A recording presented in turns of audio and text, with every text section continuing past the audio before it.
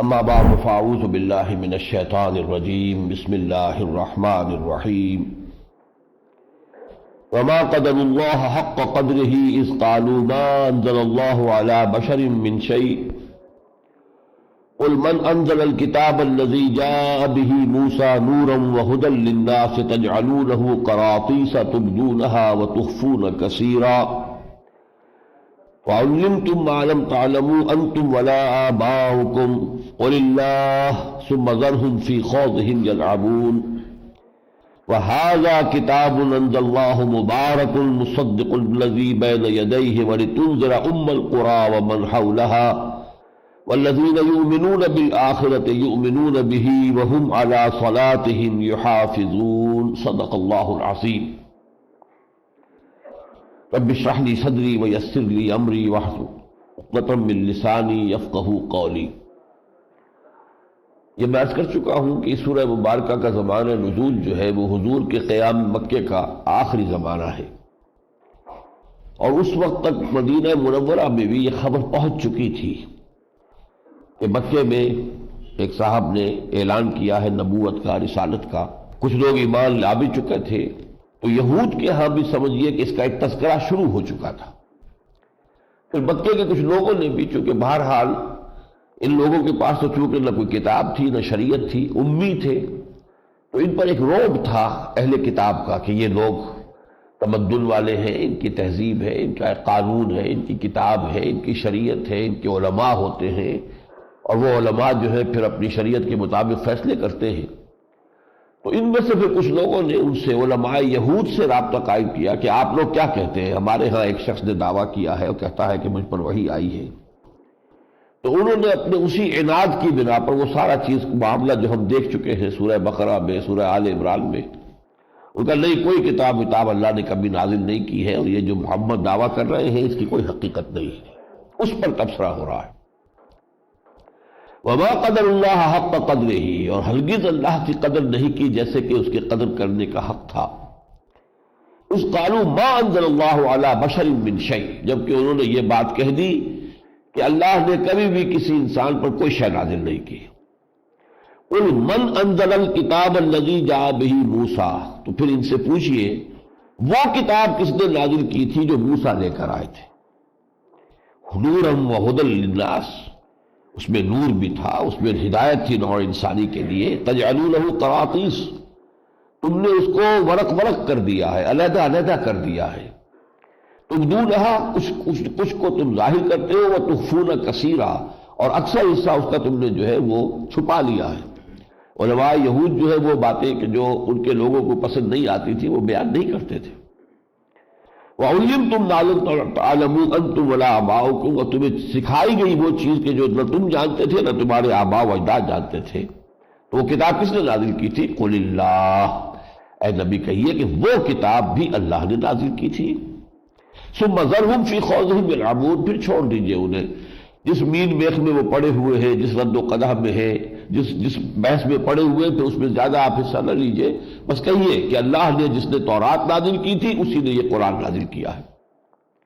وَهَذَا كِتَابٌ أَنزَلْنَاهُ مُبَارَكٌ، یہ کتاب ہے جو اللہ نے اب نازل فرمائی ہے، جو مبارک ہے، برکت والی ہے۔ مُصَدِّقُ الَّذِي بَيْنَ يَدَيْهِ، جو تصدیق کرتے ہوئے آئی ہے اس کی کہ جو اس کے سامنے موجود ہے، تورات انجیل ان کی تصدیق کرتی ہے۔ وَلِتُنذِرَ أُمَّ الْقُرَىٰ وَمَنْ حَوْلَهَا، اور یہ کتاب آپ پر نازل کی گئی ہے محمد صلی اللہ علیہ وسلم تاکہ آپ اس کے ذریعے سے خبردار کر دیں ام القریٰ کے لوگوں کو بھی اور اس کے ارد گرد کے لوگوں کو بھی۔ ام القریٰ، قریٰ جو ہے قریہ کی جمع ہے، قریوں کی بستی جو ہے ان کی ماں۔ تو چونکہ عرب میں سب سے بڑا شہر مکہ تھا، نہ صرف یہ کہ بڑا شہر تھا بلکہ مرکز تھا، تجارتی قافلے کے جو شام اور یمن کے درمیان آتے جاتے تھے وہ یہی ٹھہرتے تھے، اس اعتبار سے اس کو ایک بڑی تجارتی مرکز کی حیثیت بھی حاصل ہو گئی تھی۔ پھر یہاں خانہ کعبہ تھا، تمام عرب کے قبائل کے جو بت ہیں ان کے معبود وہاں رکھے ہوئے تھے، وہ لوگ وہاں جاتے تھے، حج کے لیے جاتے تھے، عمرے کے لیے جاتے تھے۔ تو اس اعتبار سے ام القریٰ، تمام قریوں کی، تمام بستیوں کی ماں۔ تو یہاں اے نبی ہم نے آپ کو بھیجا ہے اور آپ پر یہ کتاب نازل کی ہے، تو آپ کا پہلا فریضہ تو یہ ہے کہ آپ خبردار کریں، مطلع کر دیں اور تبلیغ فرما دیں ان لوگوں پر کہ جو اس ام القریٰ میں آباد ہیں، ومن حولہا، اور جو اس کے آس پاس ہے۔ اب یہ من حولہا کو اگر آپ ایکسٹینڈ کریں گے تو پوری دنیا بھی اس میں آ جائے گی۔ یہ آپ کو معلوم ہے کہ زمین جو ہے وہ گول ہے، تو کسی بھی ایک جگہ کو جس کو آپ چاہے مرکز قرار دے دیں تو وہ تو مرکز بن جائے گا۔ ویسے بھی یہ ہے کہ اس وقت جو دنیا جتنی معلوم تھی، امریکہ تو ظاہر بات ہے کہ اس وقت تک ابھی پردہ غیبی میں تھا، امریکہ ہو، آسٹریلیا ہو، انٹارکٹک ہو، یہ تو نہیں تھے۔ یہ تین ہی تھے کہ جو بر اعظم دنیا میں ابھی معلوم تھے، ایشیا اور افریقہ اور یورپ، اور ان تینوں کی ناف کہلاتا ہے یہ جو جزیرہ نما عرب ہے۔ گویا کہ تینوں جو ہے بر اعظم آ کر ملتے ہیں اس جگہ پر آ کر، مڈل ایسٹ اور یہ عربین پیننسولا۔ تو اللہ تعالیٰ نے عین اس متمدن دنیا اس وقت کی جو تھی، اس کے مرکزی شہر میں محمد الرسول اللہ صلی اللہ علیہ وسلم کو مبعوث فرمایا، تاکہ یہاں سے پھر دعوت اور تبلیغ کا جو سلسلہ چلے تو پوری دنیا کو کور کر لیا جائے۔ لِتُنذِرَ أُمَّ الْقُرَىٰ وَمَنْ حَوْلَهَا وَالَّذِينَ يُؤْمِنُونَ بِالْآخِرَةِ يُؤْمِنُونَ بِهِ، جو لوگ بھی آخرت پر یقین رکھتے ہیں وہ یقیناً اس پر ایمان لے آئیں گے۔ اس لیے کہ آخرت پر یقین ہے تو گویا کہ اللہ کی باس پرس کا احساس ہے۔ باس پرس کا احساس ہوگا تو آدمی حق کو تسلیم کرے گا۔ اگر نڈر ہو گیا ہے، کوئی پکڑ نہیں، کوئی محاسبہ نہیں، کوئی جزا و سزا نہیں، پھر جو چاہے آدمی کرے، جھوٹ بولے، جس طریقے سے چاہے رد کر دے حق کو۔ لیکن یہ کہ والذین یؤمنون بالآخرۃ یؤمنون بہ وہم علی صلاتہم یحافظون، وہ لوگ کہ جو آخرت پر یقین رکھتے ہیں وہ یقیناً اس پر بھی ایمان لائیں گے، اور وہی لوگ ہوں گے کہ جو اپنی نمازوں کی محافظت کرنے والے ہیں۔ قیامت کے دن کا ایک نقشہ کھینچا جا رہا ہے کہ جب پوری نوع انسانی جمع ہوگی اللہ کے حضور میں، تو اللہ فرمائے گا وَلَقَدْ جِئْتُمُونَا فُرَادَىٰ كَمَا خَلَقْنَاكُمْ أَوَّلَ مَرَّةٍ، دیکھو تم سب آ گئے ہو ہمارے پاس، پوری نوع انسانی ہوگی، تمام انسان آدم سے لے کر آخری انسان تک جو دنیا میں آئے گا قیامت تک، سب کے سب ہوں گے موجود۔ لَقَدْ جِئْتُمُونَا، آ گئے ہو نا ہمارے پاس، فُرَادَىٰ، ایک ایک کر کے، اکیلے اکیلے تنہا، کما خلقناکم اول مرہ، جیسے کہ ہم نے تمہیں پیدا کیا تھا پہلی بار۔ اصل میں یہ بہت گہرا جو ہے مسئلہ ہے قرآن مجید کے فلسفے کا، کہ تخلیق انسانی دو مراحل میں ہوئی ہے۔ پہلا مرحلہ تھا جب تمام ارواح انسانیہ پیدا کر دی گئی تھی، یہ بالکل آغاز میں، جسے آج آپ دنیا میں جانتے ہیں سائنس کے حوالے سے بگ بینگ، جس سے کہ اس میٹیریل ورلڈ کا آغاز ہوا، اس یونیورس کا آغاز ہوا ہے۔ یہ اس سے پہلے کی بات ہے، ابھی عالم ارواح تھا، مادی، اور عالم جو ہے یہ میٹیریل عالم موجود ہی نہیں تھا۔ تمام ارواح انسانیہ پیدا کر دی گئی، اس کا ذکر سورہ اعراف میں آئے گا، اور اسی وقت ہم سے عہد لیا گیا تھا الست بربکم قالوا بلی۔ اب ظاہر بات ہے تمام جو انسانوں کی ارواح تھی تو ان کے درمیان کوئی رشتہ داری نہیں تھی کہ یہ باپ ہے اور یہ بیٹا ہے اور یہ بھائی ہے، وہ رشتے تو دنیا میں جب آئیں گے تو اس عالم خلق میں آ کر رشتے قائم ہوں گے، تو وہاں تو سب کے سب ایک وقت تھے، اور یہاں آئیں گے۔ آج کوئی 2000 سال پہلے ہو کر گزر گیا، کوئی آدمی آج ہے، کوئی 100 برس کے بعد آئیں گے، تو زمان و مکان کا یہ سارا فرق اور یہ رشتہ و پیوند جو ہے یہ تو اس عالم خلق میں آ کر ہوا ہے۔ اس عالم امر میں، عالم ارواح میں نہ یہ رشتہ و پیوند تھا اور نہ ہی وہ زمانی کوئی موت تھا، تو اس کا اشارہ کیا کما خلقناکم اول مرہ، جیسے کہ ہم نے پہلی مرتبہ تمہیں پیدا کیا تھا جب ارواح کی شکل میں تم تھے۔ حدیث میں آتا ہے الارواح جنود مجندہ، لشکروں کی شکل میں یہ ارواح تھی، آج اسی طرح تم ہمارے پاس آ گئے ہو۔ وَتَرَكْتُم مَّا خَوَّلْنَاكُمْ وَرَاءَ ظُهُورِكُمْ، اور چھوڑ آئے ہو جو چیزیں کہ ہم نے جن میں تمہیں لپیٹ دیا تھا، اب وہ پیچھے چھوڑ آئے۔ دنیا میں جب تم گئے تو کوئی مال و اسباب ملا، کچھ والدین سے جو ہے وراثت مل گئی، کچھ تم نے اور کما لیا، کوئی جائیداد بنا لی، تو تم یہاں تو طرح طرح کے خول میں تھے، لیکن جب قیامت میں آؤ گے تو یہ ساری چیزیں یہاں چھوڑ کر جانا ہے، تنے تنہا جانا ہے، ان میں سے کوئی چیز ساتھ جانے والی نہیں ہے۔ ترکتم ما خولناکم وراء ظہورکم ما نرى معکم شفعاءکم الذین زعمتم انہم فیکم شرکاء، اور ہمیں کہیں وہ شریک نظر نہیں آ رہے جنہیں تم نے شریک بنایا تھا، تمہارا خیال تھا کہ وہ یہاں آ کے شفاعت کریں گے تمہاری، وہ کہاں ہے؟ لقد تقطع بینکم، اب وہ تمہارے سارے جو ذہنی اور عقیدے کے رشتے تم نے قائم کر رکھے تھے، فلاں بزرگ ہے وہ بچا لیں گے اور فلاں جو ہے دیوی ہے وہ چھڑا لے گی، اب وہ سارے کے سارے رشتے تمہارے کٹ گئے۔ وَضَلَّ عَنْكُمْ مَا كُنْتُمْ تَزْعُمُونَ، اور جو بھی تم نے جھوٹے خیال بنا لیے تھے وہ سب کے سب ہوا ہو گئے، ان کا کوئی وجود نہیں ہے۔ وَجَعَلُوا لِلَّهِ شُرَكَاءَ الْجِنَّ، اور انہوں نے اللہ کے شریک ٹھہرا دیا جنات میں سے۔ وقد خلق وخلقہم، اللہ نے تو اس کو پیدا کیا، مخلوق ہے، جیسے تم مخلوق ہو ایسے جنات بھی مخلوق ہیں، لیکن چونکہ انسانوں پر ہمیشہ سے روب رہا ہے جنات کا، چنانچہ عربوں کا یہ رواج تھا کہ جب کبھی سفر پر ہوتے تھے تو رات کو بسیرا کرنا ہے کہیں کسی وادی میں کسی جگہ پر، تو وہ کہتے تھے کہ اس وادی کے جن کی پناہ میں ہم آتے ہیں، تو گویا کہ ان کو بھی انہوں نے ایک درجہ معبودوں کا دیا ہوا تھا۔ وَجَعَلُوا لِلَّهِ شُرَكَاءَ الْجِنَّ وَخَلَقَهُمْ، حالانکہ اللہ نے ان کو پیدا کیا، وَخَرَقُوا لَهُ بَنِينَ وَبَنَاتٍ بِغَيْرِ عِلْمٍ، اور اس کے لیے گھر ڈالے بیٹے اور بیٹیاں۔ حضرت مسیح کو بیٹا بنا دیا، حضرت عزیر کو بیٹا بنا دیا یہود نے، عیسائیوں نے جس طریقے سے ابنیت مسیح کا عقیدہ اختیار کیا ہے وہ تو کہتے ہیں کہ صلبی بیٹا ہے اللہ کا، اور پھر یہ کہ بیٹیاں کہتے تھے، یہ اہل عرب جو تھے مشرکین عرب یہ کہتے تھے فرشتے خدا کی بیٹیاں ہیں، تو یہ تم نے جو رشتہ داریاں اللہ کے ساتھ جو ہے وہ تم نے گھڑ لی ہے۔ وَخَرَقُوا لَهُ بَنِينَ وَبَنَاتٍ بِغَيْرِ عِلْمٍ، بغیر کسی علم کے، بغیر کسی سند کے، بغیر کسی دلیل کے، سبحانہ وتعالی عما یصفون، وہ باغ ہے، بلند و بالا ہے، اعلیٰ و عرفہ ہے ان تمام چیزوں سے جو تم بیان کر رہے ہو۔ بدیع السماوات والارض، وہ آسمانوں اور زمین کا بنانے والا ہے عدم بحث سے۔ یہ بھی دو الفاظ علیحدہ سمجھ لیجئے، ایک خلق ہے، پیدا کرنا، خلق میں ہوتا ہے کسی شے سے کوئی شے بنانا۔ خلق الانسان من صلصال کالفخار، انسان کو بنایا اس گارے سے جو سوکھ کر کھڑکنے لگا تھا، تو گارا تھا جس سے انسان بنا ہے۔ والجان خلقناہ من قبل من نار السموم، اور جنات کو پیدا کیا تھا پہلے آگ سے، تو آگ تھی جس سے جنات پیدا کیے۔ خلق ہے کسی شے سے دوسری شے کا بنانا، ابداع ہے جس کو انگریزی میں کہتے ہیں کریشن ایکس نیہیلو، عدم محض سے بنانا، کوئی شے نہیں اور اس سے بنا دینا، وہ ہے بدیع۔ ابداع سے بدیع بنے گا، بدیع السماوات والارض، وہ تو اس کائنات کو عدم محض سے وجود میں لایا ہے۔ اَنَّىٰ يَكُونُ لَهُ وَلَدٌ، اس کا بیٹا کہاں سے ہو جائے گا، وَلَمْ تَكُن لَهُ صَاحِبَةٌ، جبکہ اس کی کوئی بیوی نہیں۔ وَخَلَقَ كُلَّ شَيْءٍ، اور اس نے ہر شے پیدا کی ہے، وَهُوَ بِكُلِّ شَيْءٍ عَلِيمٌ، اور وہ ہر چیز کا علم رکھتا ہے۔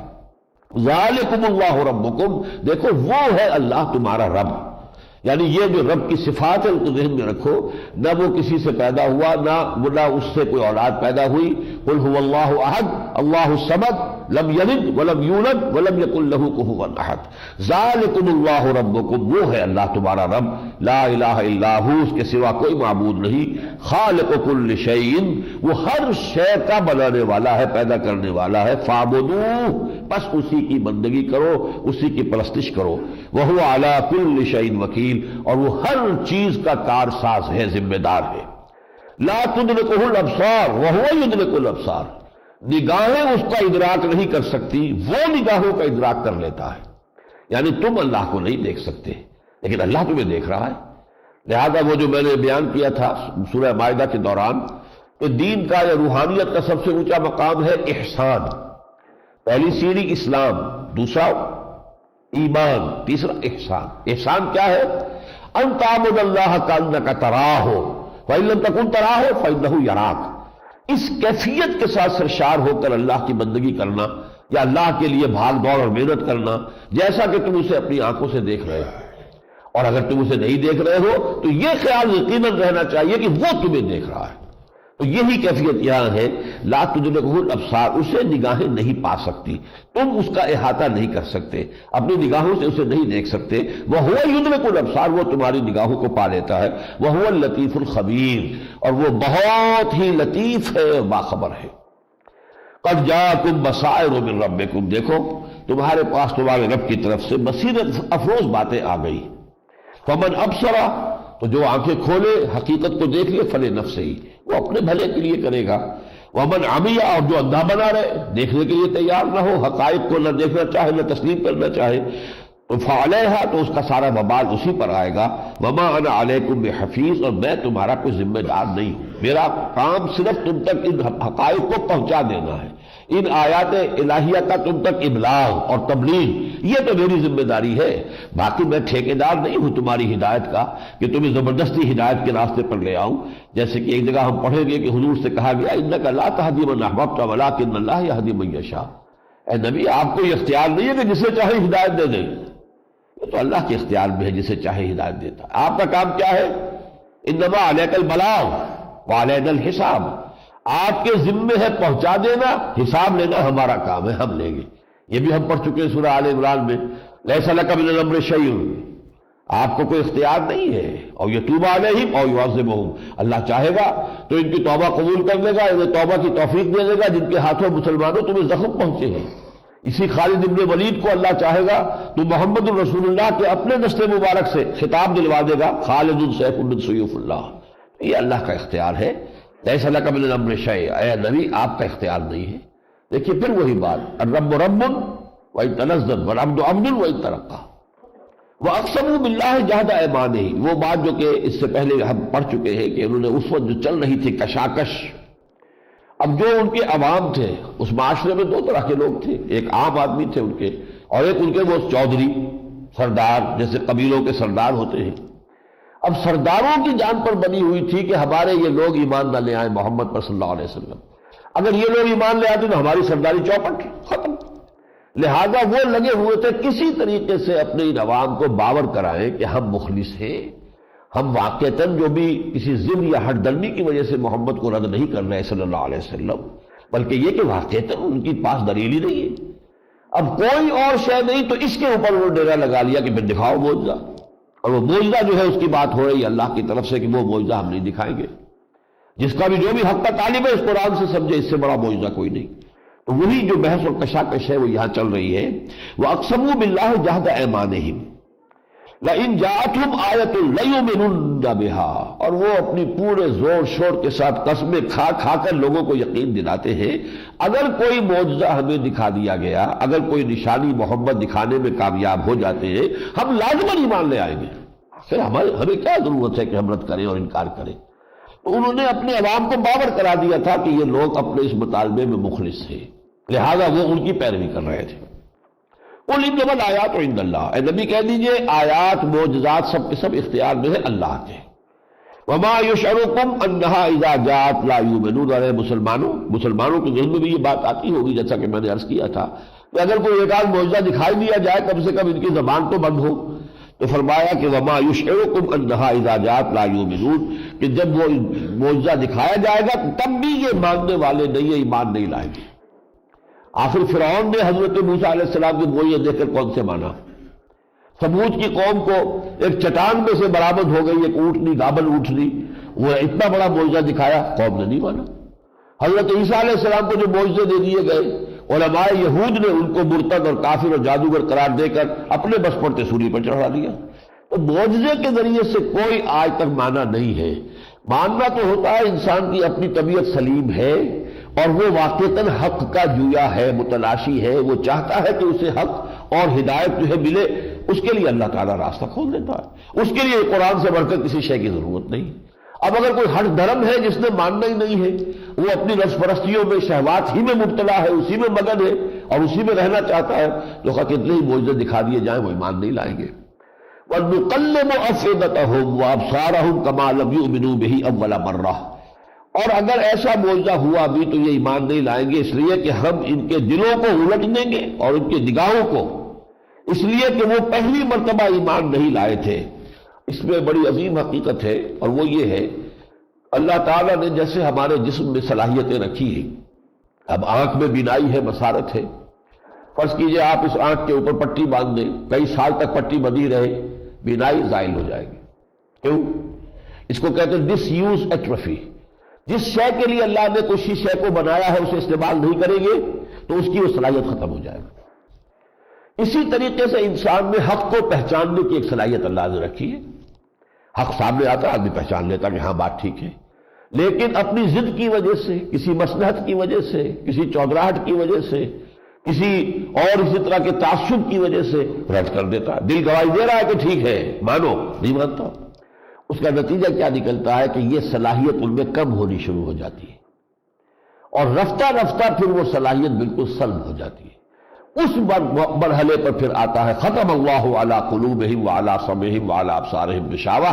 اب یہ اس پوائنٹ آف نو ریٹرن کو پہنچ چکے ہیں کہ اب ان کے لیے کوئی شے بھی ہدایت کا ذریعہ نہیں بن سکتی، اس لیے کہ وہ اندرونی جو ان کی استعداد تھی حق کو پہچاننے کی وہی سلب ہو گئی۔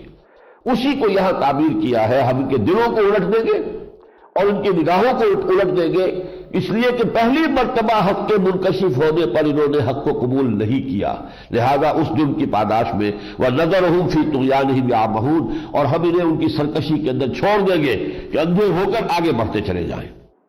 وَلَوْ أَنَّنَا نَزَّلْنَا إِلَيْهِمُ الْمَلَائِكَةَ، اور اے مسلمانوں دیکھو اگر ہم ان کے اوپر فرشتے نازل کر دیں، وَكَلَّمَهُمُ الْمَوْتَى، اور قبروں سے نکل کر مردے بھی آ کر ان سے کلام کرے اور کہے کہ محمد جو ہے واقعی حق ہے اور اللہ کے رسول ہے، وَحَشَرْنَا عَلَيْهِمْ كُلَّ شَيْءٍ قُبُلًا، اور ہر چیز ہم ان کے سامنے لا کے جمع بھی کر دیں، مَا كَانُوا لِيُؤْمِنُوا إِلَّا أَن يَشَاءَ اللَّهُ، تب بھی ان میں سے کوئی ایمان لانے والا نہیں ہے الا یہ کہ اللہ تعالیٰ ہی کی توفیق ہو، اور اللہ کی توفیق کسے ہوتی ہے؟ جو طالب حقیقت ہوتا ہے۔ طالب حق ہوگا اللہ کی توفیق ہوگی، طالب حق نہیں ہے اللہ کی توفیق نہیں ہوگی۔ ولیکن اکثرهم یجہلون، لیکن ان کی اکثریت جو ہے ناواقف ہے، جہالت میں مبتلا ہے۔ اب جو بات آ رہی ہے وہ اس موضوع پر یوں سمجھیے کہ ضربہ سلام ہے۔ وَكَذَلِكَ جَعَلْنَا لِكُلِّ نَبِيٍّ عَدُوًّا شَيَاطِينَ الْإِنسِ وَالْجِنِّ، اسی طرح ہم خود کھڑا کر دیتے ہیں ہر نبی کے مقابلے میں دشمن بنا کر شیاطین جن و انس کو، یعنی یہ بھی اللہ تعالیٰ کی سنت ہے۔ ایک نبی آیا ہے، وہ دعوت دے رہا ہے، حق کی طرف بلا رہا ہے، کچھ لوگ حق کی طرف آ رہے ہیں، لیکن اگر کوئی آزمائش نہ آئے، کوئی تکلیف نہ آئے، کوئی بھی کسی جگہ کی رکاوٹ نہ ہو تو یہ سب کچے رہیں گے، ان کی پختگی ہوگی نہیں۔ اللہ چاہتا ہے کہ یہ پکے، یہ بھٹیوں میں سے گزرے، آزمائشوں میں سے گزرے۔ آزمائش تبھی ہوگی جب کشاکش ہو، جب یہ کشاکش ہوگی تو تکلیفیں آئیں گی، مصیبتیں آئیں گی، کچھ جھیلنے پڑیں گے، زخم کھانے پڑیں گے، لہذا اس سے پھر وہ پختگی ہوگی۔ اس لیے ہم خود گویا کہ ہم اجازت دے دیتے ہیں شیاطین جن و انس کو کہ وہ ہمارے ان نبیوں کی مخالفت میں کمر کس لیں۔ یہ مسلمانوں کو سمجھایا جا رہا ہے کہ پریشان نہ ہو، یہ تو سنت الہی کے مطابق ہو رہا ہے۔ یہ جو کشاکش اس وقت ہے محمد صلی اللہ علیہ وسلم اور سرداران قریش میں، یہ تو اللہ کی سنت کے تابع ہے۔ وَكَذَلِكَ جَعَلْنَا لِكُلِّ نَبِيٍّ عَدُوًّا شَيَاطِينَ الْإِنسِ وَالْجِنِّ يُوحِي بَعْضُهُمْ إِلَىٰ بَعْضٍ زُخْرُفَ الْقَوْلِ غُرُورًا، وہ ایک دوسرے کو بڑی ملمہ والی باتیں جو ہے وہی کرتے رہتے ہیں۔ کسی کو کوئی اگر حق کی طرف ذرا مائل ہوتا ہے پھر کسی طریقے سے اسے ورغلا کر پھر واپس لے آتے ہیں۔ وَلَوْ شَاءَ رَبُّكَ مَا فَعَلُوهُ، اللہ چاہتا تو وہ ایسا نہ کر سکتے۔ یہ اللہ تعالیٰ کی اپنی حکمت کے اندر ہے کہ ایسا ہو تاکہ کشاکش ہو، آزمائش ہو، اور اس میں پھر اہل ایمان جو ہے ان کی پختگی ہو، ذہنی پختگی اور ان کے کردار کی پختگی۔ فَذَرْهُمْ وَمَا يَفْتَرُونَ، اور آپ چھوڑیے ان کو، جو کچھ افترا بازی یہ کر رہے ہیں آپ زیادہ ان کی طرف توجہ نہ کریں۔ وَلِتَصْغَىٰ إِلَيْهِ أَفْئِدَةُ الَّذِينَ لَا يُؤْمِنُونَ بِالْآخِرَةِ وَلِيَرْضَوْهُ وَلِيَقْتَرِفُوا مَا هُمْ مُقْتَرِفُونَ، اور یہ ہم اس لیے کرتے ہیں تاکہ جن لوگوں کے اندر ایمان نہیں ہے آخرت کا اور وہ اللہ کے جناب میں واپسی کا کوئی خیال نہیں رکھتے، ملاقات کی کوئی امید نہیں رکھتے، وہ ان کی طرف مائل ہو جائیں۔ جیسے الیکٹرولسس جب ہوتا ہے تو وہ جو بھی آئنز کچھ ادھر چلے گئے، کچھ پازیٹیو میں چلے گئے، کچھ نیگیٹو میں چلے گئے، تو یہ الیکٹرولسس ہو رہا ہے معاشرے کا کہ جو حق کے طالب ہیں وہ ادھر محمد الرسول اللہ کی طرف جو ہے جمع ہوتے چلے جائیں گے، اور جن کے دلوں میں کجی ہے، زیغ ہے، ٹیڑھ ہے، جو خود ہدایت کے طالب نہیں ہے، وہ اس دوسرے الیکٹروڈ کی طرف چلے جائیں گے۔ تو یہ تو پروسیس وہ ہے کہ جو عین حکمت خداوندی کے تحت ہو رہا ہے۔ وَلِتَصْغَىٰ إِلَيْهِ أَفْئِدَةُ الَّذِينَ لَا يُؤْمِنُونَ بِالْآخِرَةِ وَلِيَرْضَوْهُ وَلِيَقْتَرِفُوا مَا هُمْ مُقْتَرِفُونَ، اور پھر جو گندگیاں، جو بھی برائیاں انہوں نے کمانی ہے وہ بھرپور طریقے پر کما لیں۔ وَكَذَلِكَ جَعَلْنَا فِي كُلِّ قَرْيَةٍ أَكَابِرَ مُجْرِمِيهَا، اسی طرح ہم نے ہر بستی میں، ہر آبادی میں اس کے جو بڑے بڑے لوگ سردار ہوتے ہیں، چودھری ہوتے ہیں، ان کو بڑے مجرم بنا کر کھڑا کر دیا۔ مَا يَمْكُرُونَ إِلَّا بِأَنفُسِهِمْ، لیکن یہ کہ جو بھی وہ چالیں چل رہے ہیں اس دعوت کو روکنے کے لیے، جس طرح کی سازشیں کر رہے ہیں، جس طرح کی پروپیگنڈے کر رہے ہیں، عوام پر اثر انداز ہونے کے لیے جو باتیں انہوں نے گھڑ لی ہیں، لیکن نتیجے کے اعتبار سے یہ سارا ان کے اپنے خلاف جا رہا ہے۔ چند دن کی بات ہے، آنکھ بند ہوگی ادھر، جب آنکھ کھلی گل کی تو موسم تھا خزاں کا، معلوم ہوگا آخرت میں جا کر کہ یہ ہم کیا کرتے رہے اور کس طرح ہم نے اپنی عاقبت برباد کی ہے۔ مَا يَمْكُرُونَ إِلَّا بِأَنفُسِهِمْ وَمَا يَشْعُرُونَ، اس کو انہیں اس کا شعور نہیں ہے۔ وہ خوش ہو رہے ہوں گے، دیکھو اپنے مکے کے تمام لوگوں کو کیسے روک لیا، وہ محمد کی بات نہیں سن رہے۔ اس لیے یہ واقعہ امام راضی نے کسی جگہ لکھا ہے، مجھے اس وقت حوالہ یاد نہیں ہے، کہ حضور کے ایک پھوپھی زاد بھائی تھے، وہ اگرچہ ایمان نہیں لائے تھے حضور پر لیکن محبت کرتے تھے، جیسے ابو طالب ایمان تو نہیں لائے لیکن محبت تھی اور آپ کا ساتھ دیتے تھے، تو وہ بھی حضور کے ساتھ رہتے تھے اکثر، ایک سپورٹ، اخلاقی مورل سپورٹ کے طور پر۔ ایک مرتبہ قریش کے سرداروں سے بیٹھ کر جب یہ گفتگو ہوئی اور انہوں نے کہا کہ محمد ہمیں یہ معجزہ دکھاؤ تو ہم مان لیں گے، ورنہ کوئی نہیں۔ تو جب وہاں سے اٹھ کے آئے تو اس پھوپھی زاد بھائی نے کہا کہ آج تو آپ کی قوم نے آپ پر حجت قائم کر دی ہے، اب اگر آپ کی طرف سے کوئی معجزہ نہ آیا تو پھر میں آئندہ آپ کے ساتھ کبھی نہیں رہوں گا۔ اس پر حضور کو بہت شدید صدمہ ہوا، انہیں رنج ہوا حضور کو۔ ظاہر بات ہے کہ یہ انسانی احساسات اور جو بھی ہوتے ہیں، وہ تو ایسا وقت بھی آیا تھا کہ جب ابو طالب کی ہمت جواب دینے لگی تھی، جب ایک وفد آیا تھا کہ اب ہمارے صبر کی حد ہو گئی ابو طالب، یا تو اپنے اس بھتیجے کو روک لو کہ وہ ہمارے معبودوں کو غلط نہ کہیں، ہمارے مذہب کی جو ہے وہ تکذیب نہ کرے، ورنہ یہ ہے کہ پھر میدان میں آ جاؤ تم بھی، اور مقابلہ کھلے میدان میں اب ہوگا۔ تو ابو طالب نے حضور کو بلایا، کہا کہ بھتیجے مجھ پر اتنا بوجھ نہ ڈالو جس سے میں برداشت نہ کر سکوں۔ ظاہر بات ہے اکیلے پورے قریش کا کیسے مقابلہ کر لیتے، بنو ہاشم چھوٹا سا خاندان تھا۔ اس وقت حضور کی آنکھوں میں آنسو آ گئے اور انہوں نے کہا کہ چچا جان اب تو یا تو یہ بات پوری ہو کر رہے گی یا میں اپنے آپ کو اسی میں ہلاک کر لوں گا۔ لیکن وہ جذبات تو ہوتے ہیں نا انسان کی بشریت کے جو بھی تقاضے ہیں، تو آپ کی آنکھوں میں اس وقت آنسو آئے ہیں کہ یہی ایک سہارا تھا، اس چچا نے مجھے پروٹیکشن دی ہوئی تھی جس کی وجہ سے قریش جو میری تکہ موٹی کر دے اگر ان کی پروٹیکشن نہ ہو کہ بنو ہاشم کا سردار ابو طالب جو ہے وہ ان کی پشت پر ہے، تو اس لیے اب یہ بھی سہارا جو ہے وہ جا رہا ہے، نظر آ رہا ہے کہ ان کی ہمت جواب دے رہی ہے۔ یہی وجہ ہے کہ جس سن میں ابو طالب کا انتقال ہوا اور حضرت خدیجہ الکبریٰ رضی اللہ تعالی عنہا کا بھی انتقال اسی سن میں ہوا، یہ سن 10 کہلاتا ہے، یعنی وحی کے آغاز کے بعد سے 10واں سال، سن 10 نبوی، ابھی ہجرت تو بعد میں ہوگی، سن ہجری کا تو آغاز ہی نہیں ہوا۔ اس سال کو حضور نے عام الحزن قرار دیا، یہ ہمارے لیے رنج اور غم کا سال ہے۔ ابو طالب کا سایہ اٹھ گیا اور گھر میں دل جوئی کرنے والی رفیقہ حیات تھی کہ باہر سے سب کچھ تقدر طبیعت میں لے کر اور لوگوں کی جلی کٹی باتیں سن کر آتے تھے گھر میں، تو گھر میں ایک جانثار بیوی موجود تھی کہ جو دل جوئی کرتی تھی، حوصلے بڑھاتی تھی، وہ بھی نہ رہی، تو عام الحزن قرار دیا حضور نے اس کو۔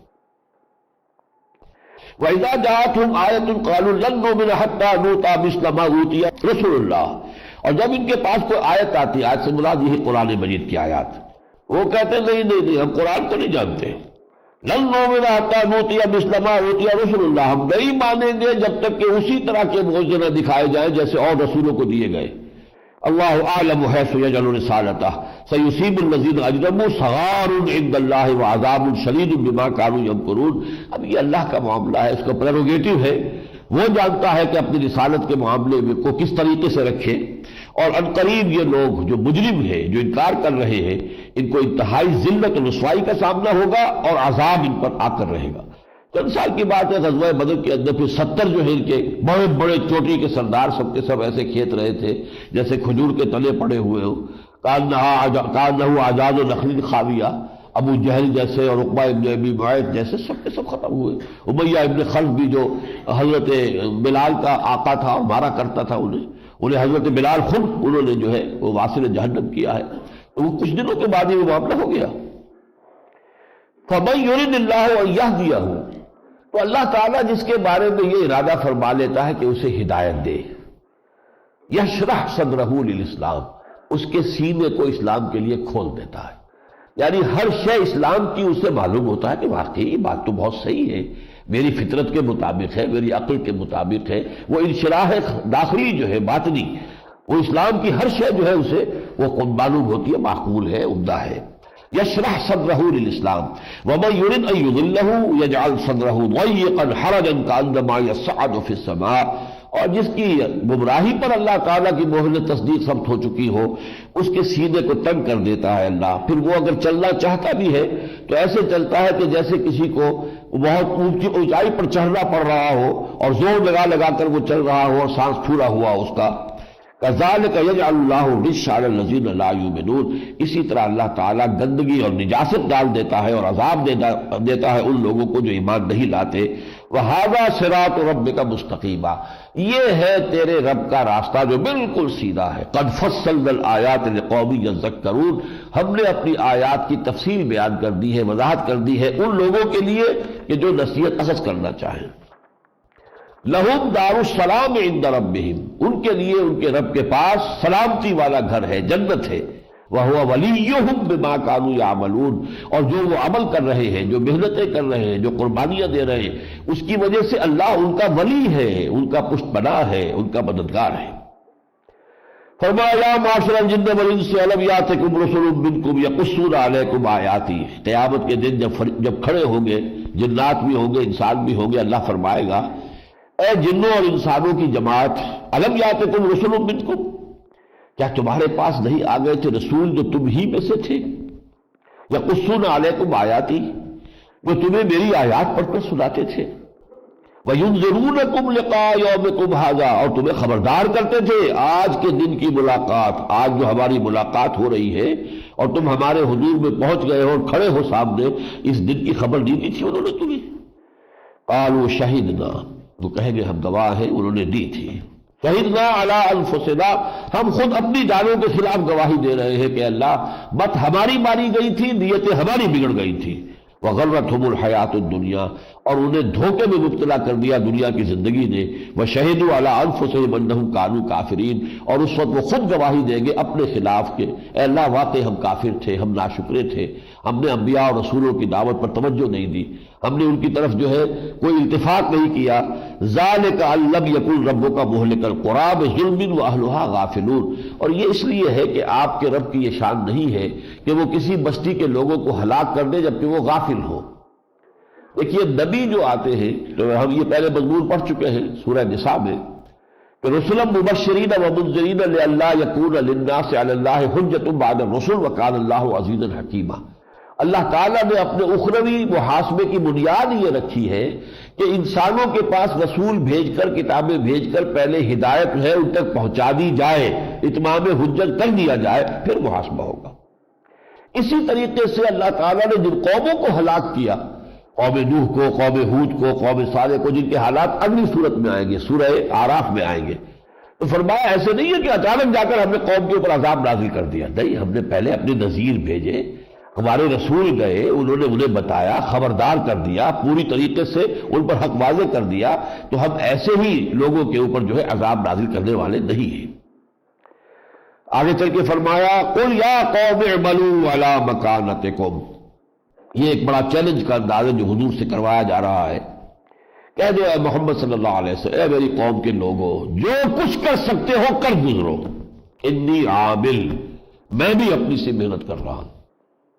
اب نتیجہ کیا نکلے گا یہ اللہ کے ہاتھ میں ہے، لیکن میں تم سے کوئی رعایت نہیں مانگتا، میں تم سے کوئی اپیل نہیں کرتا، نہ میں نے تم سے کوئی اجرت طلب کی، نہ کبھی کوئی معاوضہ، تم سے کوئی مفاد مانگا، کچھ نہیں۔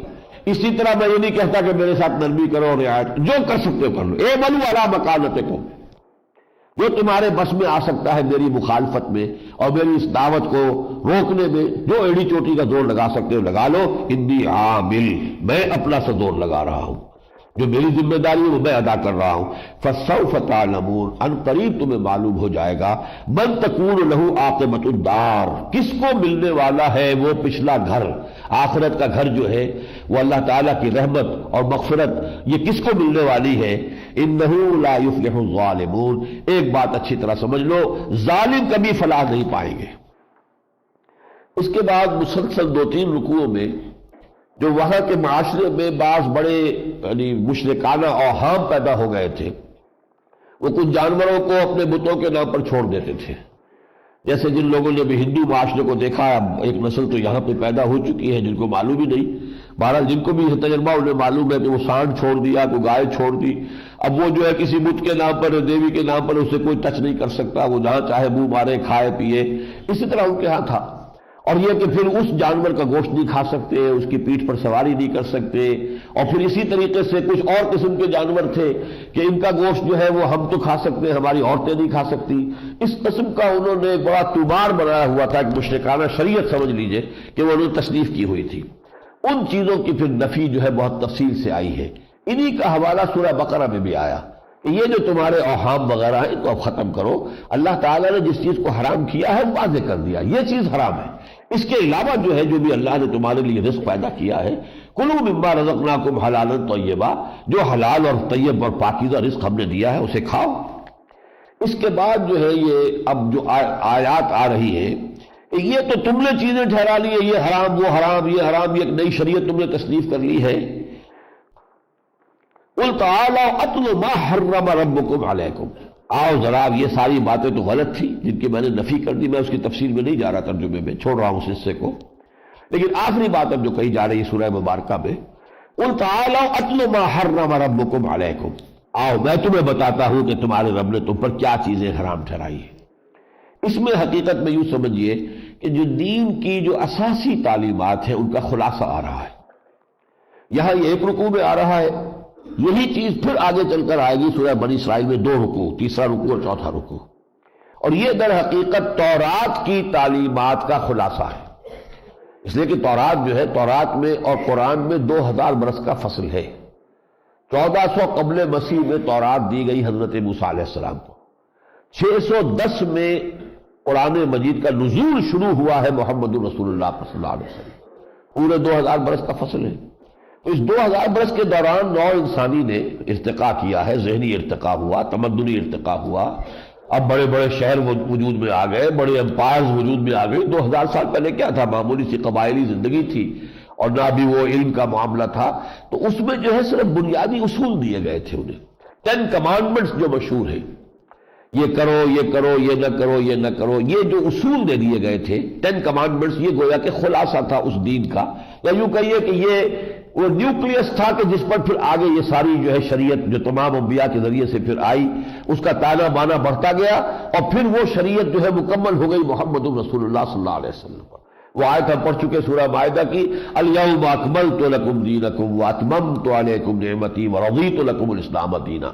تو وہاں سے شریعت کا آغاز ہو کر 2000 برس میں آ کر شریعت کی تکمیل ہوئی، لیکن جو شریعت کا آغاز ہوا ہے وہ کیا تھا؟ وہ ہے در حقیقت یہ جو یہاں چند آیات میں جس کا حوالہ آ گیا ہے، اور تھوڑی سی تفصیل کے ساتھ یہ سورہ بنی اسرائیل کے 2 رکوع میں آئے گا، جس کے بارے میں حضرت عبداللہ ابن عباس رضی اللہ تعالیٰ عنہ کا قول یہ ہے کہ یہ در حقیقت تورات کی تعلیم کا خلاصہ ہے، the Quranic version of the 10 commandments of تورات، تورات کے احکام 10 کا جو قرآن مجید میں بیان ہے وہ ہے۔ قل تعالوا اتل ما حرم ربکم علیکم، آؤ میں تمہیں بتاتا ہوں تمہارے رب نے تم پر کیا حرام کیا ہے۔ اللہ تشرکوا بہ شیئا، پہلی شے جو اس نے حرام کی ہے وہ یہ ہے کہ اس کے ساتھ کسی چیز کو شریک مت ٹھہراؤ۔ توحید خالص کسی درجے میں، کسی اعتبار سے، اس کی صفات میں، اس کی ذات میں، اس کے حقوق میں، اس کے اختیارات میں، کسی مخلوق کو، کیا وہ شے ہو یا کوئی وہ انسان ہو، کسی درجے میں شریک نہیں کرنا، پہلی بات۔ وبالوالدین احسانا، والدین کے ساتھ حسن سلوک، ان کی خدمت، ان کا ادب، یہ بھی انسانی معاشرے کی یہ گویا کہ ایک اہم بنیاد ہے جو مغرب میں بالکل منہدم ہو چکی ہے، بالکل منہدم ہو چکی ہے۔ والدین بوجھ معلوم ہوتے ہیں، بوڑھے والدین کو علیحدہ لے جا کر اولڈ ہاؤسز کے اندر ڈال دیا، کھانے پینے کو تو سب کچھ انہیں ملتا ہے وہاں پر، لیکن یہ ہے کہ وہ اپنی اولاد کی شکل نہیں دیکھ سکتے، ترستے ہیں، وہ بات نہیں۔ اللہ کا شکر ہے کہ آج بھی ہمارا مشرقی معاشرہ جو ہے وہ اس درجے نہیں بگڑا ہے، اگرچہ وہ فورسز پورا زور لگا رہی ہیں، یہ ساری NGOs جو یہاں پر کام کر رہی ہیں، نان گورنمنٹ آرگنائزیشنز، ان سب کا جو مین ہے وہ یہ ہے کہ خاندانی نظام کو، جیسے کہ وہ یورپ میں برباد ہو چکا ہے، یہاں پر بھی اسے بالکل مسمار کر کے رکھ دیا جائے۔ ایک کانفرنس کی تھی کائرو میں اور ایک کانفرنس کی ہے بیجنگ میں، اب دیکھیے کس طریقے سے ایشیا کو گویا کہ حصار میں لیا ہے، محاصرے میں لیا ہے، ایک بڑی کانفرنس وہاں ایک یہاں، کس لیے؟ یہ ہے فیمنزم، ویمن لب، عورتوں کی آزادی، اور وہ عورتوں کی آزادی اگر ہوگی خاندان کا ادارہ برباد ہو جائے۔ وبالوالدین احسانا نمبر 2 ہو گیا، ولا تقتلوا اولادکم من املاق، اپنی اولاد کو تنگ دستی کے خیال سے قتل نہ کرو۔ نحن نرزقکم وإیاہم، تمہیں بھی ہم ہی رزق دیتے ہیں، انہیں بھی دیں گے، ہمارے رزق کے خزانے ختم نہیں ہونے والے۔ یہ ضرور ہے کہ ہم حساب سے اس میں سے نازل کرتے، ایشو کرتے ہیں تو حساب کتاب سے کرتے ہیں، لیکن یہ ہے کہ ہمارے وہ خزانے جو ہیں وہ اتھاہ ہیں، وہ انلمیٹڈ ہے۔ آپ کو معلوم ہے اب وہ سورسز فوڈ کی سامنے آ رہی ہے جو کچھ عرصے پہلے انسان کو معلوم ہی نہیں تھی۔ ریسنٹ پاس میں یہ سی فوڈ، سمندر سے کتنا کچھ جو ہے فوڈ نکل رہا ہے، اور وہ ہمارا جو زمین خشکی پر جو فوڈ ہے اس سے کتنا بہتر ہے۔ یہ گوشت جو بھی ہم کھاتے ہیں یہ جو حیوانات اور چوپایوں کا، اس سے کہیں زیادہ بہتر گوشت جو ہے وہ سمندر میں اللہ نے پیدا کیا ہے، اور وہ سی فوڈ کے سورس سے چلے آ رہے ہیں۔ تو یہ کہ تنگ دستی کے خیال سے اولاد کو قتل کر دیا جائے، اگرچہ اس میں ظاہر بات ہے کہ یہ جو ہے برتھ کنٹرول کا معاملہ وہ اس میں ضمن آئے گا، اس لیے کہ اگر تو ہے اس میں ابارشن، وہ تو قتل کے درجے میں ہے، ابارشن ہے تو وہ قتل ہے، لا تقتلوا اولادکم۔ لیکن یہ کہ اگر کوئی ویسے ایسے حفاظتی تدبیر ہو کہ حمل ہونے نہ پائے تو اس پر قتل کا الزام تو نہیں ہوگا، لیکن روح تو وہی ہے، سوچ تو وہی ہے کہ اور اتنی آبادی ہو جائے گی تو کہاں سے کھائے گی؟ گویا کہ اللہ تعالیٰ کی رزاقیت پر ووٹ آف نو کانفیڈنس ہے، اللہ تو پھر رازق نہ ہوا، اور وہ اپنی مخلوق کے لیے رزق جو ہے باقی فائد پیدا نہیں اس نے کیا ہے، یہ عدم اعتماد ہے اللہ پر۔ تو تیسری بات فرمائی وَلَا تَقْتُلُوا أَوْلَادَكُم مِّنْ إِمْلَاقٍ نَحْنُ نَرْزُقُكُمْ وَإِيَّاهُمْ۔ چوتھی بات وَلَا تَقْرَبُوا الْفَوَاحِشَ مَا ظَهَرَ مِنْهَا وَمَا بَطَنَ، بے حیائی کے کاموں کے قریب مت پھٹکو، چاہے وہ علی الاعلان ہو اور چاہے خفیہ ہو۔ شرم اور حیا اور عصمت اور عفت یہ اقدار ہیں جن کو کہ قائم رکھنا چاہیے، اور اسی پر در حقیقت کسی معاشرے کے صحت مند ہونے کا دار و مدار ہے۔ پانچواں وَلَا تَقْتُلُوا النَّفْسَ الَّتِي حَرَّمَ اللَّهُ إِلَّا بِالْحَقِّ، کسی جان کو قتل نہ کرو جس کو اللہ نے محترم ٹھہرایا ہے۔ ہم پڑھا ہے سورہ مائدہ میں کہ اگر ایک جان بھی جو ہے کسی نے تلف کی ہے فَكَأَنَّمَا قَتَلَ النَّاسَ جَمِيعًا، تو وہ ایسے ہے گویا کہ اس نے پوری نوع انسانی کو قتل کر دیا۔ تو کوئی بھی ناحق جو ہے قتل کرنے کا حق تمہیں نہیں ہے۔ فرمایا وَلَا تَقْتُلُوا النَّفْسَ الَّتِي حَرَّمَ اللَّهُ إِلَّا بِالْحَقِّ، ہاں حق کے ساتھ، کسی نے کسی کو قتل کر دیا قصاص میں اسے قتل کر دیا جائے گا، یہ دوسری بات ہے۔ اگر اسی طریقے سے شادی شدہ ہے اس نے زنا کیا رجم کر دیا جائے گا، چاہے مرد ہو چاہے عورت ہو، یہ دوسری بات ہے۔ یہ ہے حق، شریعت کے تحت کسی کی جان لینا یہ اور ہے، لیکن یہ کہ بغیر کسی ایسے سبب کے کسی انسان کو قتل کر دینا یہ تو ایسے ہے کہ انما قتل الناس جميعا۔ ذالکم وصاکم بہ لعلکم تعقلون، یہ ہے وہ چیزیں جس کی اللہ نے تمہیں وصیت کی ہے تاکہ تم عقل سے کام لو۔ یعنی دین تم نے کن چیزوں کو بنا لیا ہے؟ تم نے کچھ اور اپنے اوہام جو ہے لا کے جمع کر لیے ہیں۔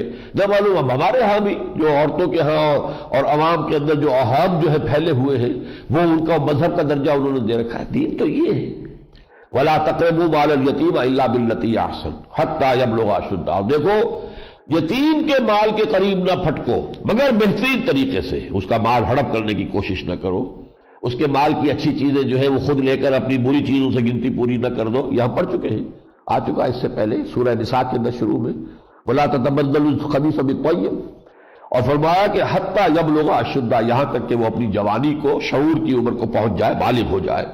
وَأَوْفُوا الْكَيْلَ وَالْمِيزَانَ بِالْقِسْطِ، جب ناپ کے تولو پورا ناپ، اور جب تول کر دینا ہے تو سیدھی ڈنڈی کے ساتھ تولو، کوئی ناپ تول میں کوئی کمی نہ ہو۔ وَلَا تَبْخَسُوا النَّاسَ أَشْيَاءَهُمْ، لوگوں کو ان کی چیزیں کم مت دو۔ ہوتا کیا ہے، ذرا سی ڈنڈی ماری کسی نے تو وہ کیا ہوگا، 2-3 تولے کم کر لے گا اور کیا کرے گا، لیکن ایمان تو گیا نا، وہ تھوڑی سی جنبش ہاتھ کی جو ہے وہ ایمان کو تو ختم کر دے گی۔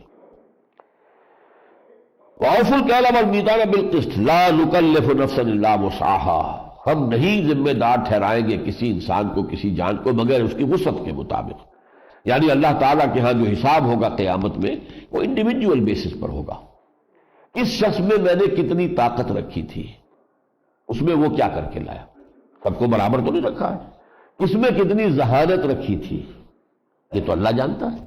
اب ظاہر بات ہے آج کی اصطلاح میں ہم کہیں کہ جینز ہیں ہمارے، اب میرے اپنے کچھ جینز تھے، والدہ سے والد سے ملے ہیں، انہیں ان کے والدین سے ملتے چلے آ رہے ہیں، وہ جینز جو ہے اس سے میری ایک شخصیت کا حیولہ بنا ہے، وہ تو میرے لیے گیون ہے، یہ میں نے خود تو نہیں بنایا ہے، it's not by choice, it's given for me. لیکن اس کے اندر اب میں کیا کر رہا ہوں ود ان دس، اس کو شاکلہ کہا ہے سورہ بنی اسرائیل میں۔ شاکلہ انسانی شخصیت کا بنتا ہے انہی چیزوں سے کہ جو اللہ کی طرف سے اسے دے دی گئی، وہ شخص جو دی گئی ہے۔ ابھی شاکلہ میں جو کچھ اس کے اندر صلاحیت اور استعداد تھی اسے اس نے کس طور سے بھرپور طریقے پر استعمال کیا، اس پر محاسبہ ہوگا۔ لا نکلف نفسا الا وسعها واذا قلتم فاعدلوا، اور دیکھو جب بھی بات کرو تو عدل کی بات کرو۔ اب یہ ہے مکی صورت، مدنی صورت میں ہم پڑھ چکے ہیں یا ایھا الذین آمنوا کونوا قوامین بالقسط شہداء للہ ولو علی انفسکم وبالوالدین والاقربین، اہل ایمان پوری طاقت کے ساتھ کھڑے ہو جاؤ قسط کے لیے، عدل کو قائم کرنے کے لیے، اللہ کے گواہ بن کر کھڑے ہو جاؤ، خواہ وہ بات تمہارے اپنے خلاف جاتی ہو یا تمہارے والدین کے خلاف جاتی ہو یا تمہارے رشتہ داروں کے خلاف جاتی ہو۔ یہ سورہ نساء میں تھا، اور سورہ مائدہ میں یا ایھا الذین آمنوا کونوا قوامین للہ شہداء بالقسط، پوری طاقت کے ساتھ اللہ کے لیے کھڑے ہو جاؤ، کمر کس لو اور گواہ بن جاؤ قسط کے، عدل کے، انصاف کے۔ لا یجرمنکم شنآن قوم علی الا تعدلوا اعدلوا هو اقرب للتقوی، اور دیکھو کسی قوم کی دشمنی تمہیں اس پر آمادہ نہ کر دے کہ تم عدل نہ کرو، عدل کرو ہر حال میں۔ تو فرمایا وَإِذَا قُلْتُمْ فَعْدِلُوا وَلَوْ كَانَ ذَا قُرْبَىٰ، خواہ وہ قرابت دار ہی ہو، وَبِعَهْدِ اللَّهِ أَوْفُوا، اللہ کے عہد کو پورا کرو۔ اللہ کا عہد جو ہے اصل میں تو آئے گا سورہ اعراف میں، اگلی صورت ہے أَلَسْتُ بِرَبِّكُمْ قَالُوا بَلَىٰ، میری اور آپ کی ارواح یہ عہد کر کے اس دنیا میں آئی ہے۔ اب اللہ کی بندگی کا حق ادا کرنا ہمارے ذمے ہے، ہم نے اسے اپنا رب مانا ہے۔ ذالکم وصاکم بہ لعلکم تذکرون، یہ ہیں وہ چیزیں جن کی وصیت اور تاکید کی ہے اللہ نے تمہیں تاکہ تم نصیحت اخذ کرو۔ یہ اصول ہے، اس میں ساری تمدن کے اصول بھی آ گئے، معاشرت کے اصول بھی آ گئے، انفرادی صورت و کردار کی باتیں بھی آ گئیں، لین دین کے معاملات کے اندر جو صداقت اور عدل ہے اور وہ امانت داری ہے اس کا سب کا تذکرہ آ گیا۔ وَأَنَّ هَذَا صِرَاطِي مُسْتَقِيمًا، اور دیکھو یہ ہے میرا راستہ جو سیدھا ہے۔ اب یہ محمد رسول اللہ فرما رہے ہیں وَأَنَّ هَذَا صِرَاطِي مُسْتَقِيمًا فَاتَّبِعُوهُ، اللہ تعالیٰ کی طرف سے ہے، فرمایا جا رہا ہے یہ میرا راستہ ہے سیدھا، اس کی پیروی کرو۔ وَلَا تَتَّبِعُوا السُّبُلَ فَتَفَرَّقَ بِكُمْ، اور جو راستے پگڈنڈیاں ادھر ادھر جا رہے ہیں ان کی پیروی نہ کرو کہ وہ تمہیں لے کر متفرق ہو جائیں عن سبیلہ، اللہ کے راستے سے۔ ذالکم وصاکم بہ لعلکم تتقون، یہ ہے وہ چیزیں جن کی وصیت اللہ نے تمہیں کی ہے تاکہ تمہارے اندر تقوی پیدا ہو جائے، تاکہ تم بچ سکو۔ ثم آتینا موسیٰ الکتاب تماما علی الذی احسن وتفصیلا لکل شیء، پھر ہم نے موسیٰ کو کتاب عطا فرمائی تھی، وہ ان تمام چیزوں پر مشتمل تھی، ان تمام چیزیں جو ہیں یہ اس کے اندر موجود تھی، ہر چیز کی تفصیل موجود تھی۔ وَهُدًى وَرَحْمَةً لَعَلَّهُمْ بِلِقَاءِ رَبِّهِمْ يُؤْمِنُونَ، اور ہدایت تھی اور وہ رحمت تھی تاکہ وہ لوگ اپنی رب کی ملاقات پر یقین رکھیں۔ وَهَذَا كِتَابٌ أَنزَلْنَاهُ مُبَارَكٌ، اب اس کے بعد یہ کتاب ہے جو ہم نے نازل کی ہے۔ دیکھیے اس میں خاص طور پر انجیل کا ذکر کیوں نہیں آ رہا، یہ سمجھ لیجئے۔ تورات کے فوراً بعد پہلے بھی آیا تھا، تورات کس نے نازل کی تھی، اور پھر یہ کہ قرآن ہم نازل کیا ہے، یہ اس سورہ میں 2 مرتبہ ہو گیا۔ وجہ یہ ہے کہ انجیل میں شریعت نہیں ہے، انجیل میں تو حضرت عیسیٰ کا قول موجود ہے کہ میں اس قانون موسوی کو، شریعت موسوی کو ختم کرنے نہیں آیا ہوں۔ Don't think I have come to destroy law, law وہی رہے گا۔ تو انجیل میں مواعظ ہیں، انجیل میں حقیقت دین، روح دین، تقوی، اصل جو دین ہے اس کی طرف رجوع کرنے کی تلقین ہے، لیکن شریعت نہیں ہے۔ شریعت والی کتاب تورات تھی اور شریعت والی کتاب یہ قرآن ہے۔ وَهَذَا كِتَابٌ أَنزَلْنَاهُ مُبَارَكٌ، اور یہ کتاب اب ہم نے نازل فرمائی ہے جو بڑی بابرکت ہے۔ فَاتَّبِعُوهُ، پس اس کی پیروی کرو۔ وَاتَّقُوا لَعَلَّكُمْ تُرْحَمُونَ، اور تقوی اختیار کرو تاکہ تم پر رحم کیا جائے۔ أَن تَقُولُوا، مبادا تم یہ کہو، اب یہ در حقیقت جیسی بات ہم نے سورہ مائدہ میں پڑھی تھی، اہل کتاب سے خطاب کر کے کہا گیا تھا کہ دیکھو اہل کتاب، مبادا تم یہ کہتے کہ ہمارے پاس کوئی نذیر نہیں آیا، کوئی بشیر نہیں آیا، فقط جاءکم بشیر و نذیر، تو دیکھو محمد آ گئے ہیں صلی اللہ علیہ وسلم، انہوں نے انذار اور تبشیر کا حق ادا کر دیا ہے۔ اسی طریقے سے اب یہ مشرکین عرب سے کہا جا رہا ہے، کیونکہ یہ صورتیں گویا کہ ان پر اتمام حجت کی آخری صورتیں ہیں، مکی دور کی چونکہ آخری صورتیں ہیں یہ، تو یہ گویا کہ مشرکین عرب پر اتمام حجت کی آخری صورت ہے۔ ان تقولوا، مبادا تم یہ کہو، انما انزل الکتاب علی طائفتین من قبلنا، کتاب تو نازل کی گئی تھی 2 گروہوں پر ہم سے پہلے، تورات دی گئی تھی یہودیوں کو اور انجیل دی گئی تھی۔ وَإِن كُنَّا عَن دِرَاسَتِهِمْ لَغَافِلِينَ، اور ہم تو اس کے پڑھنے پڑھانے سے غافل تھے، ہم تو جانتے نہیں تھے تورات کیا ہے، تورات میں کیا ہے کیا نہیں ہے۔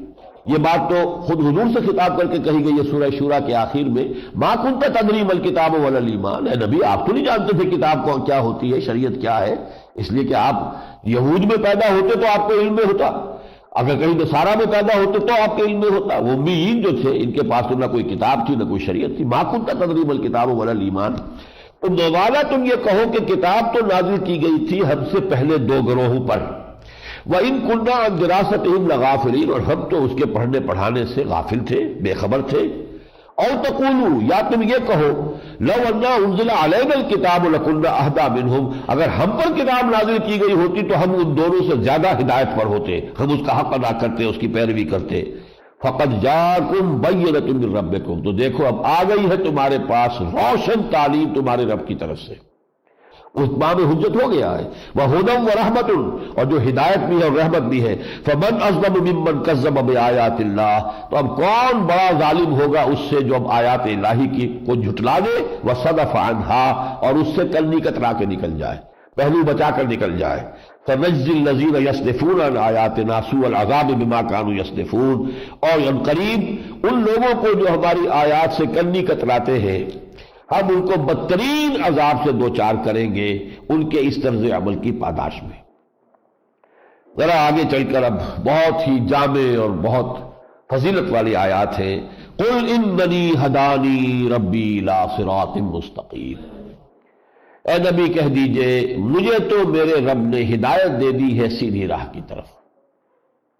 دیناً قیما، دین ہے قائم رہنے والا۔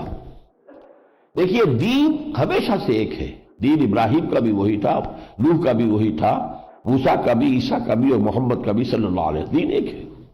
شرع لکم من الدین ما وصی بہ نوحا والذی اوحینا الیک وما وصینا بہ ابراہیم وموسیٰ وعیسیٰ ان اقیموا الدین، دین ایک ہے، شریعتیں مختلف ہوئی ہیں۔ حضرت جیسے کل ہم نے آیت پڑھی تھی لِكُلٍّ جَعَلْنَا مِنْكُمْ شِرْعَةً وَمِنْهَاجًا، ہم نے ہر ایک کے لیے علیحدہ شریعت مقرر کی اور منہاج طریقہ کار بھی۔ طریقہ کار موسیٰ کا کچھ مختلف تھا حضور صلی اللہ علیہ وسلم کے طریقہ کار سے، ہمارے لیے حجت حضور کا طریقہ کار ہے، ہم حضور کی امت میں ہیں۔ لَقَدْ كَانَ لَكُمْ فِي رَسُولِ اللَّهِ أُسْوَةٌ حَسَنَةٌ، ہمارے لیے جو آئیڈیل ہے اور جو اسوہ ہے اور مثال ہے جس کی کہ ہمیں پیروی کرنی ہے وہ حضور کی مثال ہے، حضور کا منہاج ہے۔ تو یہاں فرمایا دیناً قیما، یہ دین ہے قائم رہنے والا، ملت ابراہیم حنیفہ، اور یہ ابراہیم کی ملت ہے جو یکسو تھے۔ وما کان من المشرکین، اور وہ ہرگز مشرکوں میں سے نہیں تھے۔ علیہ الصلاۃ والسلام قل ان صلاتی ونسکی ومحیای ومماتی للہ رب العالمین، کہہ دیجئے، اور اللہ تعالیٰ مجھے اور آپ کو بھی توفیق دے کہ ہم یہ کہہ سکیں، لیکن یہ کہہ سکنا ہے اس کے بعد کہ آدمی فیصلہ کر لے۔ ان صلاتی و نسکی، یقیناً میری نماز بھی، میری قربانی بھی، و محیایا، اور میری زندگی بھی، و مماتی، اور میری موت، للہ رب العالمین، اللہ کے لیے ہے جو تمام جہانوں کا پروردگار ہے۔ انسان اپنا سب کچھ جو ہے اس کے لیے وقف کرنے کے لیے تیار ہو، جینا ہے اللہ کے لیے، مرنا ہے اللہ کے لیے۔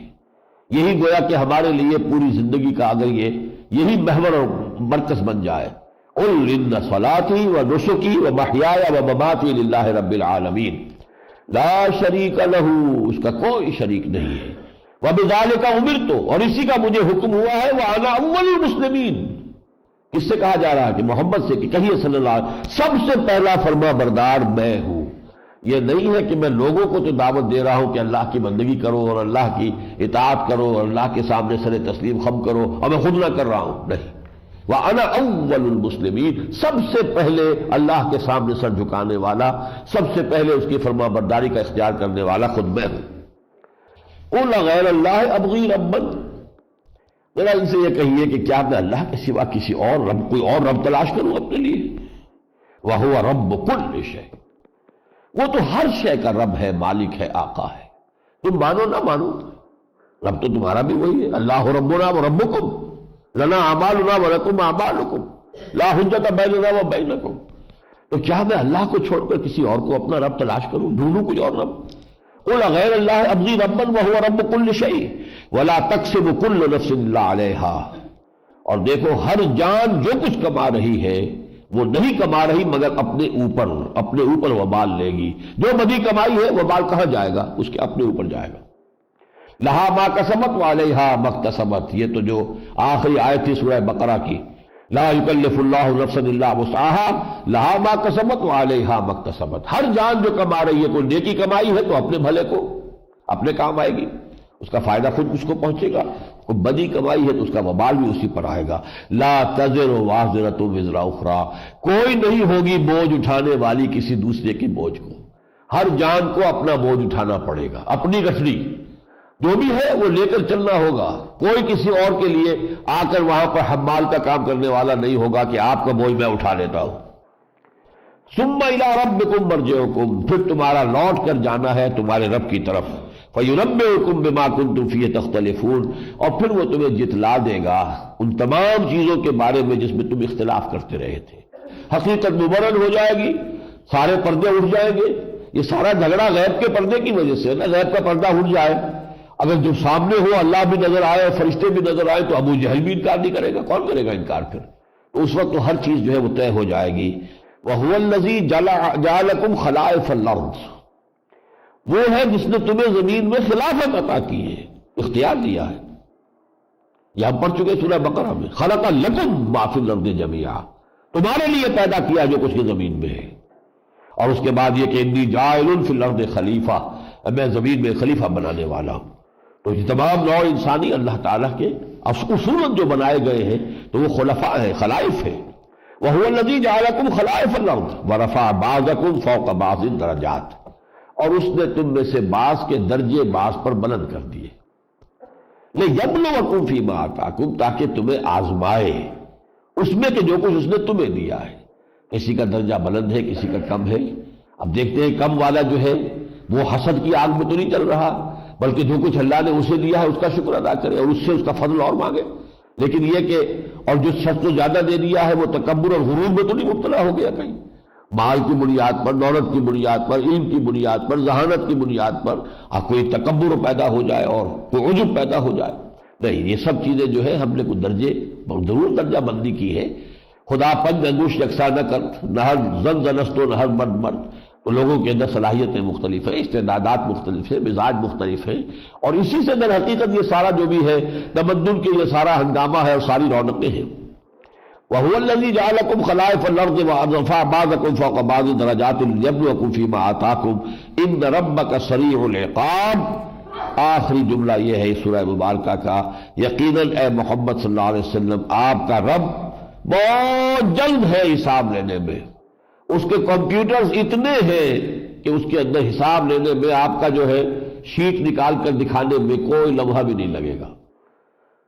یخرج لہ یوم القیامت کتابا یلقاہ منشورا اقرأ کتابک کفی بنفسک الیوم علیک حسیبا. بیلنس شیٹ نکال کر دکھا دیں گے، بٹن دبانے کی دیر ہوگی، یہ آپ کی بیلنس شیٹ تیار ہے، دیکھ لیجئے. اور ذرا سا بٹن دبائیے، جو منظر دیکھنا چاہیں وہ بھی آپ کو نظر آ جائے گا کہ وہ واقعتاً آپ وہ کام کر رہے تھے کہ نہیں کر رہے تھے. ہمارے پاس تو ہر شے ریکارڈ ہے، کوئی شخص انکار نہیں کر سکے گا، اس لیے کہ وہ ساری کی ساری ڈاکومنٹ جو ہے وہ تو موجود ہے. اور آج سے 100 برس پہلے یہ معاملہ سارا ایمان بالغیب کا تھا. آج یہ معاملہ ایمان بالغیب کا نہیں رہا. آج تو ہمیں معلوم ہے آوازیں جو ہے وہ ریکارڈ ہو رہی ہیں، اور جو تصویریں ہیں پوری زندگی کی ریل ایک بن رہی ہے. سمجھ میں آنے والی باتیں ہیں. جو یعنی بٹن کے سائز کے جو ہے وہ اگر لگے ہوئے ہیں کہیں پر وہ ٹیپ ریکارڈرز، پتہ ہی نہیں کہ جو بات میں کر رہا ہوں وہ ریکارڈ بھی ہو رہی ہے اور ہو رہی ہے. تو آج تو ہمارے لیے ان باتوں کو ماننا اور ان پر ایمان لانا نسبتاً بہت آسان ہے. تو ان ربک کا سریع العقاب، یقیناً آپ کا رب جو ہے وہ سزا دینے میں بھی بہت تیز ہے، جلدی ہے. وَإِنَّهُ لَغَفُورٌ رَحِيمٌ، اور وہ غفور اور رحیم بھی ہے. اب یہ تمہارا اپنا کام ہے کہ تم اللہ کی مغفرت اور رحمت کا حقدار اپنے آپ کو بناتے ہو یا اس کے سزا اور عقاب کا مستحق بناتے ہو. اللہ تعالی ہمیں اس کی رحمت اور اس کی مغفرت کا مستحق اور امیدوار بننے کی توفیق عطا فرمائے. بارک اللہ لی ولکم فی القرآن العظیم ونفعنی وإیاکم بالآیات والذکر الحکیم.